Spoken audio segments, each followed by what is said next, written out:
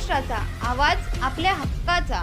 भिवंडीवरून एक व्यक्ती स्वर्गीय बाळासाहेब ठाकरे उड्डाण पुलावरून कामावरून घरी येताना पतंगाच्या मांजामुळे त्याच्या गळ्यात पतंगाचा मांजा अडकून गळा कापून जागीच मृत्यू झाला आहे।